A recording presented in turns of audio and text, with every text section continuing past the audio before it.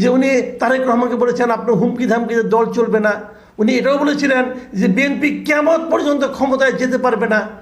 প্রিয় দর্শক, বিগত এই হাসিনা সরকারের আমলে সরকার একটা আইন করেছিল। এই আইনটা তারা কেন করেছিল সেটা তো আপনারা বুঝতেই পারছেন। তাদের মধ্যে একটা চিন্তা ছিল যে মুক্তিযুদ্ধের চেতনা, মুক্তিযুদ্ধের যারা নাকি অংশ নিয়েছিল, মুক্তিযোদ্ধা, তাদেরকে নিয়ে সমাজে এক ধরনের হুজুগ তোলা এবং এই হুজুগ তোলার মাধ্যমে সমাজকে বিভক্ত করা, এটা ছিল তাদের মূল লক্ষ্য।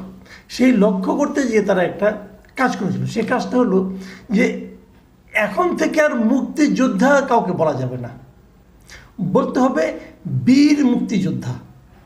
যখন তারা এরকম একটা নির্দেশনা আসলো সরকারিভাবে, আমি না একটু অবাক হলাম যে ভাই, মুক্তিযুদ্ধ এটা তো ইটসেলফ বীরত্ব, এটাকে আবার নতুন করে এর নামের আগে বীর লাগাতে হবে কেন? আচ্ছা, যদি বীর লাগাবেন, কেউ কি কাপুরুষ মুক্তিযোদ্ধা ছিল?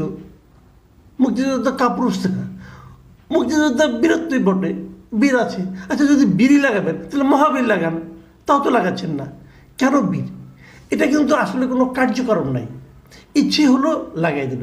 যারা মুক্তিযুদ্ধ করেছেন অথবা যারা মুক্তিযুদ্ধের সার্টিফিকেট পেয়েছেন, ম্যানেজ করেছেন বিভিন্ন প্রক্রিয়ার সার্টিফিকেট, তারা সবাই কি বীর ছিল আসলে? এটা একটা অন্য বিতর্ক, আমি ওই বিতর্কে যাচ্ছি না। আমি আজকে দুজন বীর মুক্তিযোদ্ধা নিয়ে কথা বলবো। তবে এটা বলে রাখি, দুজন কিন্তু আসলেই বীর। মুক্তিযুদ্ধের সময় তাদের বীরত্ব ছিল যে কোনোভাবেই প্রশ্নাতীত। তারা আসলেই অত্যন্ত বীরত্বের সঙ্গে মুক্তিযুদ্ধ করেছেন। তারা কে? দুজন লোকের নাম বলি তাদের কর্মকাণ্ড বোঝানোর জন্য, যে একদা মুক্তিযোদ্ধা হলেই সবসময় মুক্তিযোদ্ধা না, মুক্তিযোদ্ধা অনেক সময় মীর জাফর হতে পারেন। উদাহরণ দিয়ে বলছি দুজন বীর মুক্তিযোদ্ধা সম্পর্কে। মুক্তিযোদ্ধা মেজর জেনারেল অবসরপ্রাপ্ত সৈয়দ মোহাম্মদ ইব্রাহিম এবং বীর মুক্তিযোদ্ধা ব্যারিস্টার, আবার মেজরও আছেন, মেজর অবসরপ্রাপ্ত শাহজাহান উমর। আপনি যে কারো কাছে জিজ্ঞাসা করেন ওই সময় যারা তাদের আশেপাশে ছিলেন, তারা বলবেন যে এই দুজন লোক মুক্তিযুদ্ধে অসাধারণ ভূমিকা রেখেছেন, দুজনই বীর মুক্তিযোদ্ধা। বিগত এই হাসিনা সরকারের সর্বশেষ যে সংসদ, সেই সংসদে কিন্তু এরা দুজন সংসদ সদস্যও নির্বাচিত হয়েছিলেন। একজন আগে করতেন বিএনপি, ৪৫ বছর বিএনপি করেছেন, করে উনি আবার শেষ মুহূর্তে জেলখানা থেকে বের হয়ে এসে আওয়ামী লীগে জয়েন করেছেন, করে নৌকা মার্কা নিয়ে বিজয়ী হয়েছেন ব্যারিস্টার শাহজাহান উমর ঝালকাঠি থেকে। জেনারেল সৈয়দ ইব্রাহিম, উনি ওনার দলই যেটা ছিল কল্যাণ পার্টি, সেটার ব্যানারেই উনি নির্বাচন করে সরকারি আনুকূল্যে নির্বাচনে অংশ নিয়েছেন। বিএনপির প্রধান তারেক রহমান তাকে বারবার ফোনে রিকোয়েস্ট করেছেন যেন উনি নির্বাচনে না যান, কিন্তু উনি নির্বাচনে গিয়েছেন, গিয়ে সরকারি আনুকূল্যে উনি নির্বাচিত হয়েছেন কক্সবাজার এলাকা থেকে।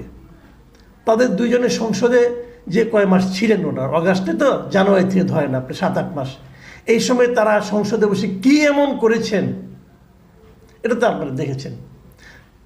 এই দুই মীর জাফর, সরি ভুল হয়ে গেল বোধ হয়, দুই মীর মুক্তিযুদ্ধে বলা উচিত ছিল, এই দুই বীর মুক্তিযোদ্ধা, অথবা আপনারা যদি বলেন এই দুই মীর জাফর, এখন তাদের কি পরিণতি ভাবুন একবার। কিছুদিন আগে আমরা দেখলাম রাশেদ খান মেনন অথবা হাসানুল হক ইনু, এদেরকে গ্রেপ্তার করা হয়েছে। কেন গ্রেপ্তার করা হয়েছে? তারা সরকারের সঙ্গে নানাভাবে হেল্প করেছেন। আমি তো মনে করি রাশেদ খান মেনন এবং হাসানুল হক ইনু, লোকে এদের নিয়ে বিশেষ কিছু ভাবতো না। নির্বাচনের আগের দিন পর্যন্ত তারা একই জিনিস ছিল, নির্বাচনের 1 বছর আগেও তারা তাই ছিল, নির্বাচনের পরেও তারা তাই ছিল। তাদের চরিত্রের মধ্যে কিন্তু কোনো রকম গোপন ছিল না। তারা দালাল ছিল, প্রকাশ্যে দালাল, ঘোষণা দিয়ে দালাল।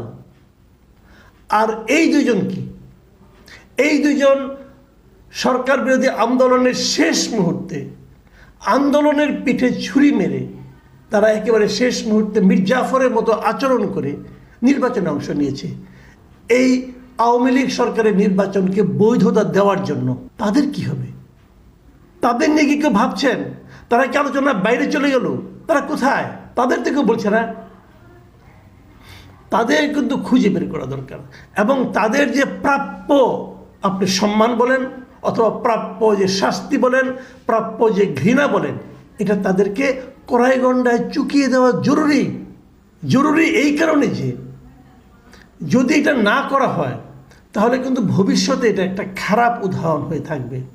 লোকে ভাববে এই ধরনের মির্জাফরের আসলে কোনো সমস্যা হয় না, মির্জাফরি করা যায়, বেঈমানি করা যায়, পেছন থেকে ছুরি মারা যায়, মেরেও এই সমাজে সম্মানের সঙ্গে বাস করা যায়। এটা হওয়া উচিত না।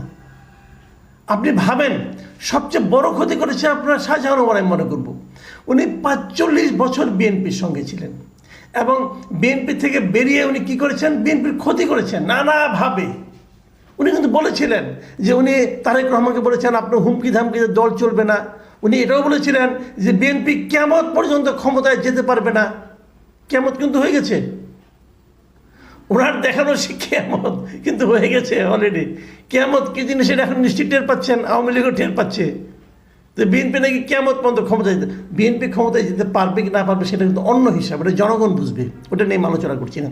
কিন্তু একটা রাজনৈতিক দল সম্পর্কে, যে দলের উনি ভাইস চেয়ারম্যান ছিলেন, যে দলে উনি 45 বছর যে দল করেছেন, সেই দল সম্পর্কে, সেই দলের মানে কয়েকদিনের মধ্যে, ওই দল থেকে ছেড়ে আসা কয়েকদিনের মধ্যে এই ধরনের মন্তব্য করাটা কিন্তু ঠিক। উনি লোভে পড়ে গিয়েছেন যান, উনি ওই দলের নেতা কর্মী সমর্থকদেরকে বিভ্রান্ত করার চেষ্টা করেছেন। কি ডায়লগ দিয়েছিলেন যে বিএনপিতে উনি নাকি ছিলেন লাস্ট ঘোড়া, অন্য অন্য ঘোড়া যারা ছিল সব আগে চলে গেছে, উনি শেষ পর্যন্ত ছিলেন, এখন নাকি বিএনপিতে আসে কেবল ভেড়ার দল। এখন যদি ভেড়ার দল আপনার উপরে হামলায় পড়ে আপনি কী করবেন ভাই? তো এই যে এরকম ঘটনা, যে নিজেকে বড় মনে করা, নিজেকে বড় দেখানো, অন্যকে ছোট মনে করা, অন্যকে ছোট করে দেখানো, এই বিষয়গুলো, এই প্রবণতাগুলোর অবসান হওয়া দরকার। আমি মনে করি এই ইব্রাহিম সাহেব এবং এই শাহজাহান ওমর সাহেব, তাদেরকে জনসম্মুখে আনা দরকার, খুঁজে বের করা দরকার। এবং তারাও অনেক অপকর্ম করেছেন। আমি তো মনে করি ইনু অথবা ম্যানুয়েলের চেয়ে অনেক বেশি অপকর্ম করেছে সঙ্গে জড়িত এই দুজন লোক। এর মধ্যে দেখলাম ইব্রাহিম সাহেবের বিরুদ্ধে কি মাছ চুরি মামলা হয়েছে, শাহজাহান ওমর সাহেবের বিরুদ্ধে অনেক মামলা আগেই আছে। যে কোনো মামলায় তাকে গ্রেপ্তার করা যেতে পারে, নাকি ওনারা সাবেক সামরিক বাহিনীর লোক ছিলেন বলে তাদেরকে ছাড় দেওয়া হচ্ছে আমি জানি না। কিন্তু দেশের মানুষ কিন্তু দেখতে চায় যে এই দুই মির্জাফরের শেষ পরিণতিটা কী হয়। প্রিয় দর্শক, এই কবিতা আপনারা অনেকে বলবেন যে আমি হয়তো এই দুজনের প্রতি মানুষের মনে এক ধরনের ক্ষোভ তৈরি করছি। না, আমার করে তৈরি করতে হবে না। যার যার এলাকায় যে জিজ্ঞাসা করুন জানতে পারবেন তাদের ব্যাপারে সাধারণ মানুষ কী ভাবে। আমাকে অনেকে ওই সমস্ত এলাকার লোক ফোন করে বলেছেন ভাই ওনাদের নিয়ে তো কিছু বলেন না আপনারা, ওনারা কি হারাই গেল?